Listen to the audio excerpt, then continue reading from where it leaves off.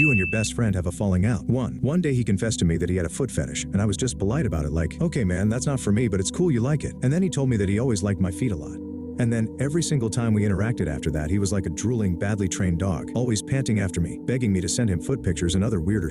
I tried to be firm, I tried to reason, I tried telling him that I miss our friendship, but he even continued after I was in a relationship and then married, and then even when I was pregnant, and I just decided to mourn the person he was when we were friends because he's dead to me now. Just no respect, and I can't stand the way he shrinks me down to this fetish. Like all the deep and meaningful conversations we had and the friendship we shared was just fake because he was trying to get my feet in his mouth. The fetish zone is an incredibly uncomfortable place to be in if you thought you were in a friendship. 2. I had a best friend for 45 years. We almost grew up together, almost like brothers. He got married and had 2 boys. They were like family to me. Then, after his increasingly obnoxious pestering about me getting married, I finally broke the news to him that I'm gay. He was my best friend. I should count on him, right? No. He grabbed my throat, slammed me against a wall and growled, "Don't you ever come near my boys?" I haven't spoken to him since and I never will. 3. In a trio there's always the duo. 4. She made out that her dad was missing, he wasn't, and said to me in front of our friends, "No offense. At least you know where your dad is." Sounds normal, but my dad passed away a month before this. She was seriously messed up and I'm glad I'm no longer friends with that psycho. 5. I was doing all the work, initiating conversations, making the plans, driving, paying. They make almost no money, and I was making good money, keeping the friendship going. I stopped instigating plans. They never contacted me. I knew right then that this was truly a one-sided friendship. 6.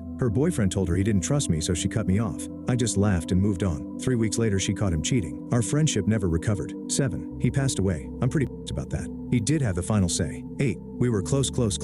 We lived in separate countries and I had visited her at one point and we had a blast and it brought us even closer. It was amazing. A few weeks later she reunited with an old flame, and over the next few weeks we started talking less and less. She came out to visit me several months later here in the US, her first actual visit, and spent most of the time texting and talking on the phone to her boyfriend when we were out and about. At the house she was glued to Skype talking to him. I had a party and invited mutual friends she had known online for a really long time so they could meet her, and she stayed in a back office talking to the boyfriend on Skype for most of the night. She ended up having a $1,500 phone bill from all the long-distance calls and texts. This was early 2000s. By the time it was time for her to go back home, I literally could not care less. 9. He kept sleeping with my wife, even after I asked him to refrain from doing that. 10. He kept on bringing underage girls to our apartment. He's now serving 40 years for of 13 and 12-year-old boys.